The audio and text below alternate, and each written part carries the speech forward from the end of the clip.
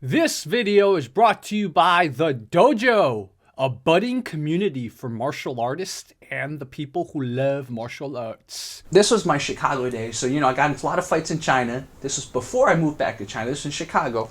And what happened was, I had a group of two other Chinese friends. Mm-hmm. We were very, very, very good friends. Mm-hmm. The middle of the year, this Polish kid moves to town, and he becomes really good friends with my best friend. Mm-hmm. So there's a little jealousy on my end, but also the Polish kid was just annoying. Yeah. I don't know why, but I've rarely gotten along with people of Polish descent. I do now, but when I was younger, I just never got along with Polish people. And he was like your classic Polish guy. He would just always give me and I wasn't the type to back down, so we just always had conflict. And then, of course, he tried to take my best friend away from me. Plot thickens. Yeah, plot thickens, exactly. I don't remember how it got to this point, but we had a mini skirmish the day before. Mm-hmm. Basically, me and two friends versus him and two friends. Mm-hmm. So I wasn't backing down because we didn't finish the fight. I'm like, okay, you wait. Tomorrow, I'm going to lead my friends. We're going to come and we're going to beat you. Wow. So, what grade was this about? This was second grade. Second grade. I was leading multi-TFC fights in second grade. The next day, I have two of my friends, a fellow Chinese person named Alex, and then this Indian kid named Jupin. Mm-hmm. So me, Jupin, and Alex, we go to the playground, and I had talked to another kid, a Swedish kid named Max. Mm-hmm. And Max was your stereotypical Swedish-looking kid. He was tall, blonde. For those of you who studied World War II, the Swedes let the Germans into Scandinavia, so they were like the backstabbing Scandinavians. Well, Max secretly told us he was going to be on our team. Mm-hmm. So we were expecting him to be on our team. So me and Jupin and Alex go to take on Andre and his crew. Yeah. And we see Max over there playing basketball for some reason. Mm-hmm. So we're like, okay, I guess Max is going to come help us when the time comes. To be neutral. Yeah, exactly. Andre has Ben, my best friend, and a guy named Jason. Mm-hmm. So it's a 3-on-3 match, but Max will be the tie turner if anything happens. Mm-hmm. So we walk over there, and suddenly something's different. Because either to mess with us or something, they all switched their clothes. So Ben was wearing Jason's clothes. Andre was wearing someone else's clothes. Psychological warfare. And we were really confused. So the fight starts because we're trying to get Andre, and I told Jupin and Alex, I'm like, Andre's the guy leading them. Let's just get him. Ben's kind of my friend. Jason's kind of my friend. They're just helping Andre because Andre made them. So let's not really fight them. Let's just fight Andre. So we're chasing after Andre, doing what little kids do, pushing, swinging haymakers, etc. The tide is kind of not in our favor because half the time I'm just confused because I'm still in my head. I can't get past why did they switch clothes? We're trying to go after Andre. We're trying to hit him, and half the time I stop midway and I'm looking at Jason wearing Ben's clothes. Ben always had a hat like Rob. His hat that he always wore was on Jason, and I just couldn't get past him. I don't know why. The kicker comes because we're not really winning the fight and we're all confused. And then at one point, Max comes over from the basketball court and pushes Jupin so hard into me. It was like a double hit. He pushed Jupin and Jupin hits me. And we're like, wait, Max, I thought you were on our side. And then out of Max's mouth comes a Polish accent. I am not Max. So what happened was Andre and Max switched clothes. So the guy we were going after the whole time was Max, and Andre was hiding by the basketball courts the whole time pretending to be Max, and came out of nowhere and hit Jupin and I. And so now we're really angry. We're like, we just got set up. They use strategy. They're beating us in this fight. And I'm like, okay, Max is kind of scared because now his ruse, his disguise is out. So Max is running from everyone. Jason and Ben are fighting together. So I'm like, okay, Alex, you and Jupin, you guys get the three. They can't beat you. You guys are more strong. I'm going to go after Andre. So the whole time I'm chasing Andre. Andre's just running around. He's doing a hit and run kind of thing. Yes. At one point, I lose him. I don't see him. He comes over. He takes a swing at me, but he misses. And I'm doing Kung Fu at the time, right? I jump kick Andre in the butt. I really wish that Rob and I can demonstrate it, but as you can tell, the room's a little messy. I jump kick Andre. Andre actually goes flying. I actually sent him airborne with my jump kick because I was so angry. And that was all the adrenaline. Not to say my kick was powerful. He runs off and then he never tries to attack me again. But as I land, my foot starts hurting really bad because I twisted my own foot jump kicking Andre. So I must have kicked him with the wrong angle of my foot. I must have, like, my foot was not, I don't know what happened, but, like, I must have twisted my foot. And so I'm like,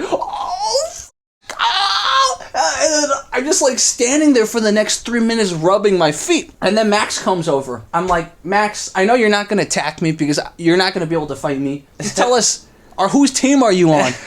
And Max with his Swedish accent's like, oh yeah, I'm on your team. And I'm like, okay, so you're on our team, right? Are you sure? And then he comes over to shake my hand, and then he pushes me, and then runs away. More psychological warfare. We're 3 layers deep in psychology. This is hysterical. So, all you need to know about warfare is what you learned in, like, grade school. yeah, we learned in grade school, man. At this point, I don't know what Jupin and Alex did to fight against Andre and Ben and Jason, but they were fighting. The fight was kind of over by then. We already know. We're outnumbered. Psychologically, we're completely disoriented. Hilarious. We just lost the fight.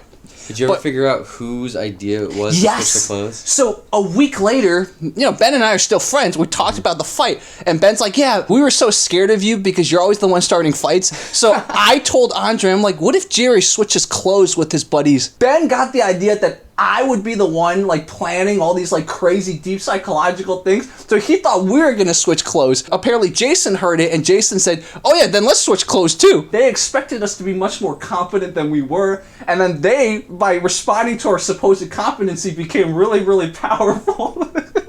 It's crazy. And there's an epilogue to the story, which was I was not happy about losing the fight. Mm-hmm. So the next day, I brought a different group of people. So I said, okay, Alex, Jupin, you guys are awesome. I have a different group of people. So I brought this time, 2 white guys. Yeah. So it's like me and 2 white guys, and we're like, we're not going to fight all of them. We're going to jump every one of them. How did you pitch them on this recruiting? I don't know. I guess I just had friends who listened to me back in 2nd grade. I was always that kind of guy. We charge Max immediately. Max is playing with someone, and Max immediately, with his Swedish accent, is like, oh, no, I'm not playing anymore. No, I'm sorry. I'm not going to fight you anymore. Hilarious. So, and I guess that was it, because we saw fear in Max's eye, and I guess I'm not a psychopath, because once I saw fear in Max's eye, I'm like, oh, okay, I guess he gave up. We don't want to hit him anymore. That was the indicator. Yeah, that was the indicator.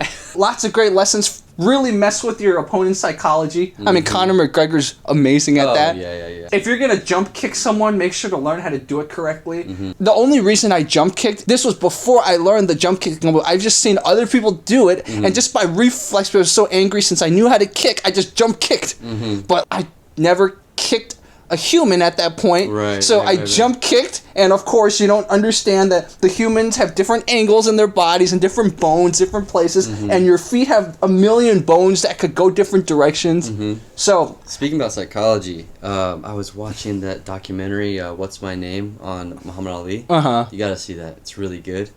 But there's an interesting part in there where you can see Ali's switch when he goes from Olympic champion to a professional. He's watching this guy named, I think it was something like Gorgeous George, something like that, was a wrestler. And he saw how Gorgeous George was always saying, like, I'm the most beautiful, blah, blah, blah. And everybody wanted to see him lose. And so that's where Conor McGregor got it. He saw Muhammad Ali and saw how he would, how he would rile his opponents up by talking all that trash. And he also saw, how Gorgeous George dressed and all that stuff. If you see Gorgeous George, he walks in with, like, these really, like, ridiculous, like, coats and everything. And actually, I believe it was Frazier. Frazier wore the exact outfit, the turtleneck and the mink coat that Conor McGregor wore against Eddie Alvarez in the conference. So if you go back and watch Eddie Alvarez's conference, you'll see Conor McGregor is literally doing an homage to Frazier going up against Ali. Because Frazier was like, I see what Ali's doing. I'm going to do the same thing. I'm going to wear expensive attire. I'm going to get a record out. I'm going to go on tour with my band and all that stuff. So everybody was like, I'm going to be a fighter and a showman. Wow. Isn't that crazy? That's crazy. So as much as there's boxing purists and MMA purists, they all inspire each other. The boxers, the MMA people, they're all learning from each other. It's about being a showman. Even if you're not the best fighter, being a showman, obviously it's really great if you can back it up.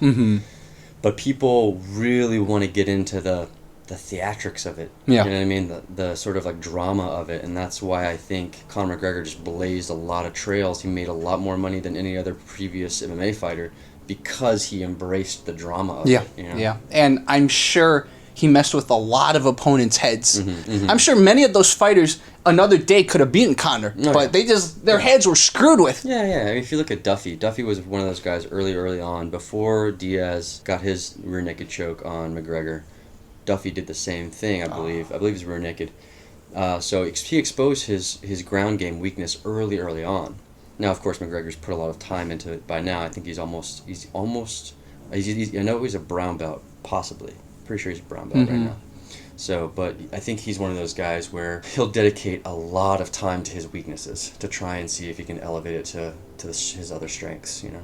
Makes sense. And guys, I have footage of Chris Howder, who Conor McGregor trains under. I'll put up more footage at Combat Base. So, yeah, look forward to that. That guy's a legend, man. We will also, moving forward, Paris definitely wants to roll with Rob. Yeah. So we'll bring you that soon. Guys, this was Jerry and Rob, Fight Commentary Breakdowns. Thank you so much for watching. If you have any funny fight stories or you want to talk smack about that fight I lost, I love to hear your comments, even if they're negative, because this is stuff from my past. I can't change it, so all I can do is learn from it. So if you guys want to talk smack, go ahead.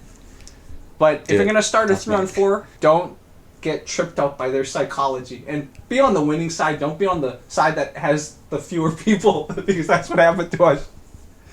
Okay, thank you guys so much.